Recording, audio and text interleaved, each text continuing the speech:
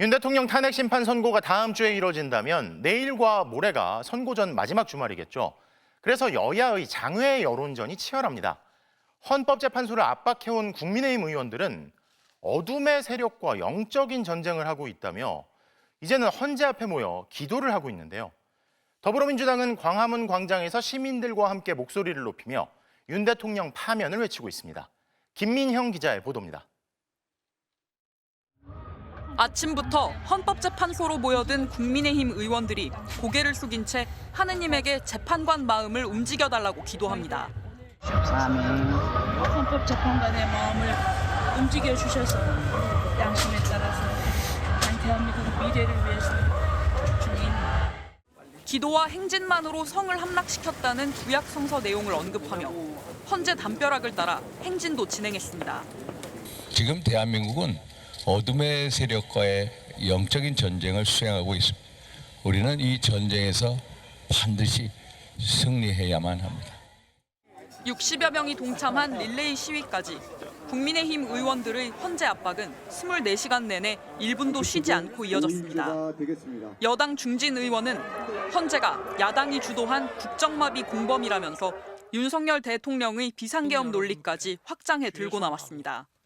헌법재판소는 간단한 사유도 오래오래 시간을 끌면서 실질적으로 국정 마비의 공범의 역할을 했습니다. 윤석열을 즉각 파면하라!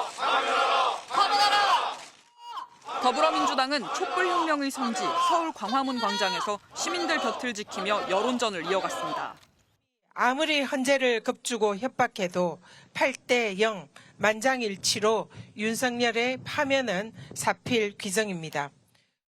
연일 도보행진 강행군도 벌이고 있는데 오늘도 내일도 모레도 걷는다면서 주말 집회 총력전도 예고했습니다. 조국혁신당도 이틀째 헌재 앞까지 삼보일배를 진행하며 윤 대통령 파면을 촉구했습니다. 연일 저녁 집회와 심야 농성을 벌이고 있는 야권 5개 정당은 주말 집회에 전원 참석을 독려하며 마지막 총력을 쏟아붓고 나섰습니다. MBC 뉴스 김민영입니다. 법원의 구속 취소 결정으로 풀려난 윤석열 대통령에 대해 검찰은 오늘 자정까지 즉시항고를 할 수 있습니다. 하지만 심우정 검찰총장 등 대검 수뇌부는 즉시항고는 위헌 소지가 있고 석방 후에는 쓸 수가 없다는 입장을 고수하고 있는데요. 그런데 저희가 찾아보니 대법원에서도 즉시항고 사건을 다뤘는데 제도 자체를 문제 삼지 않았던 것으로 확인됐습니다. 윤상문 기자의 단독 보도입니다. 지난 2022년 11월 사기 혐의로 구속 수감 중이던 김모 씨가 풀려났습니다. 대전지법 항소심 재판부가 구속 취소 결정을 한 겁니다. 그러자 검찰이 김 씨를 석방하면서도 법원 결정에 따를 수 없다며 즉시 항고했습니다. 일단 석방한 뒤 법원 결정에 불복한 겁니다. 심우정 검찰총장 등 대검 수뇌부는 즉시 항고를 포기했는데 일선에서는 그렇지 않았던 겁니다. 대검은 즉시 항고는 위헌 소지가 있고 석방 후에는 쓸 수도 없다는 입장입니다. 이 사건은 대법원이 결정했습니다. 대법원 2부는 원심 판단에 헌법, 법률, 명령 또는 규칙 위반이 없다면서 검찰의 즉시 항고를 기각해 김 씨를 석방 상태로 뒀습니다. 결정문에는 즉시 항고가 위헌적이라거나 위법하다는 언급이 나오지 않습니다. 검찰 즉시 항고를 기각하면서도 즉시 항고 제도 자체가 잘못됐다고 보지 않은 겁니다. 한 고등법원 부장판사는 판결 이후에 부적법하다는 말이 없는 걸로 볼 때 대법원이 즉시 항고 자체가 부적법하다고 본 것이 아니라고 했습니다. 대법원도 문제 삼지 않고 넘어갔잖아요. 그러니까 석방하고 즉시 항고하는 것도 가능하다는 겁니다. 집행 정지호 없는 즉시 항고는 위헌 소지도 없고 부적법하지도 않습니다. MBC 법조팀이 찾아낸 대법원이 즉시 항고를 다룬 사건은 이것 말고도 3건 더 있습니다. 2015년 업무방해 사건, 2016년 도로교통법 위반 사건, 2022년 사기 사건입니다. 위헌성이나 위법성에 대한 언급은 모두 없었습니다.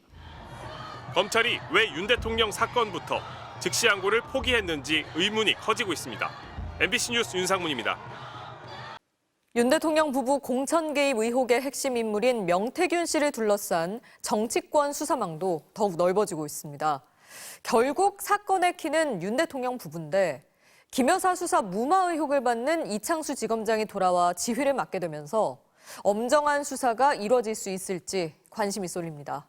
박솔립 기자입니다.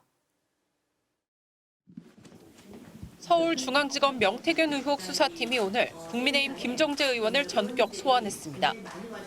지난해 11월 이준석 개혁신당 의원은 2022년 지방선거 당시 윤석열 대통령 부부가 포항시장 공천 과정에 개입했다는 의혹을 제기한 바 있습니다. 당시 경북도당 위원장이었던 김 의원이 이강덕 포항시장 예비후보를 공천 배제하려 했고 그 배경에 김건희 여사가 있었다는 겁니다.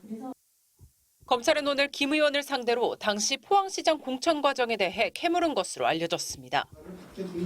오세훈 서울시장, 홍준표 대구시장의 여론조사 비용 대납 의혹 수사에도 속도를 내는 검찰이 김 의원까지 부르면서 명태균 수사는 2022년 국민의힘 공천 과정 전반으로 확대되는 걸로 보입니다. 탄핵 소추 98일 만인 어제 업무에 복귀한 이창수 서울중앙지검장도 복귀 일성으로 수사 의지를 강조했습니다. 수사팀하고 잘 협의해서 모든 최종 결정은 검사장이 제가 책임진다는 자세로 성실하게 필요한 일을 하도록 하겠습니다. 앞서 창원지검은 윤 대통령 부부의 공천 개입 정황을 상당 부분 파악해 여러 차례 수사 보고서에 쓰고도 윤 대통령 부부는 조사하지 않았습니다.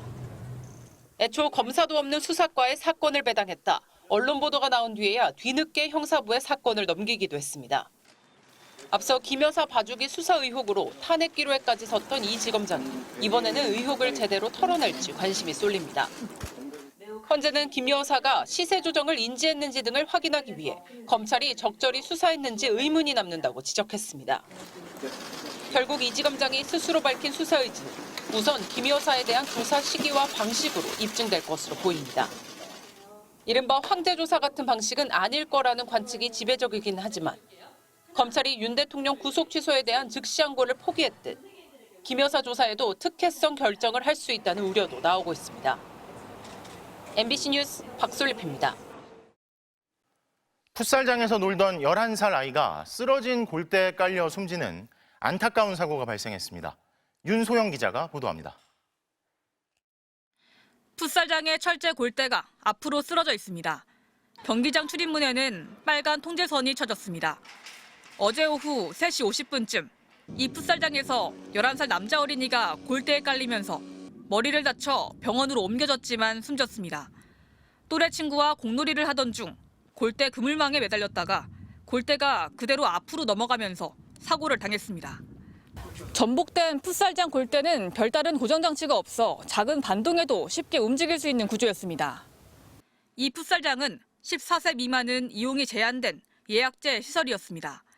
하지만 철장 틈으로 손을 넣으면 누구나 출입 버튼을 눌러 입장할 수 있는 상태였습니다. 사고 당시에도 아이들이 같은 방법으로 경기장 문을 열고 들어간 것으로 전해졌습니다. 하나가 이제 들어가는 걸 이제 봤다는 거예요. 그러니까 저쪽 어디 그 손 이렇게 되니만 글로 해가지고 들어가더라고요. 해당 풋살장은 초등학교와 바로 인접해 있어 평소에도 어린 학생들의 출입이 잦았던 것으로 알려졌습니다. 아까 6학년 간 애가 손 넣었을 때 딴다는 거야. 손 넣어서 하고 이러는 거지 뭐. 사고가 난 풋살장 관리는 세종시 시설관리사업소가 맡고 있습니다. CCTV로 무단 출입 여부를 감시해야 하지만 사고 당시 관리사업소에선 아이들의 출입 사실을 모르고 있었습니다. 관리하는 인력도 한정돼 있고 저희가 할 수 있는 방안은 이제 보이면은 이제 나가라, 얼른 문 닫고 그런 식으로밖에 할 수. 세종시는 체육시설 운영을 전면 중단하고 출입 장치 보강과 골대 고정 등 안전 대책을 마련하겠다고 밝혔습니다. 경찰은 세종시 관리사업소의 시설 관리 규정 준수 여부와 과실 가능성 등을 확인하고 있습니다. MBC 뉴스 윤소영입니다. 트럼프 대통령이 얼마 전 백악관에서 미국을 암호화폐 대국으로 만들겠다고 했는데요. 알고 보니 가족이 관여하는 재단이 거액의 암호화폐를 사들인 것으로 드러났습니다. 기업과의 관계, 방송 사유화 논란까지 트럼프 2기의 권력 사유화에 대한 비판이 거세게 제기되고 있다고 하는데요. 나세용 뉴욕 특파원이 전해드립니다. 백악관에서 열린 암호화폐 정상회의. 트럼프 대통령은 암호화폐 규제를 끝내겠다고 선언했습니다. Here I promise to make America the Bitcoin superpower of the world and the crypto capital of the planet. 그런데 행사 이틀 전 월드 리버티 파이낸셜 재단이 암호화폐 312억 원어치를 사들인 것이 확인됐습니다. 이 재단은 트럼프 대통령과 두 아들이 설립에 참여했고 가족들이 수익을 나눠 갖도록 돼 있습니다. 트럼프 대통령은 취임 직전엔 아예 자신의 이름을 딴 암호화폐를 만들기도 했습니다. 5천억 원 이상을 벌어들인 것으로 알려졌습니다. 기업들과의 관계도 논란입니다. 아마존은 멜라니아 여사의 백악관 복귀를 다룬 다큐멘터리를 580여억 원에 구매했고 트럼프 대통령이 2000년대에 진행했던 과거 TV쇼를 방송하기로 했습니다. It's a day-to-day life, what I'm doing, what kind of responsibilities I have. 과거 트럼프 대통령과 소송을 벌였던 페이스북과 X는 대통령 당선 후 합의금으로 수백억 원을 지급했습니다. I was looking to get much more money than that. He got a big discount. 폭스뉴스는 트럼프 대통령의 며느리 라라 트럼프를 앵커로 발탁해 미디어를 사유화한다는 비판에 휩싸였습니다. 라라 트럼프는 트럼프의 업적을 칭송하며 미국인들이 트럼프 대통령 발에 입맞춤해야 한다고 말해 논란을 일으켰습니다. So people ought to be kissing the feet of Elon Musk and Donald Trump for being the two people to actually do this. 트럼프 2기 내각엔 대통령 자신을 포함해 억만장자와 월가의 큰손들이 포진해 있습니다. 이해충돌 가능성이 높다는 우려가 임기 채 2달이 되기도 전에 조금씩 현실화되는 모습입니다. 뉴욕에서 MBC 뉴스 나세웅입니다.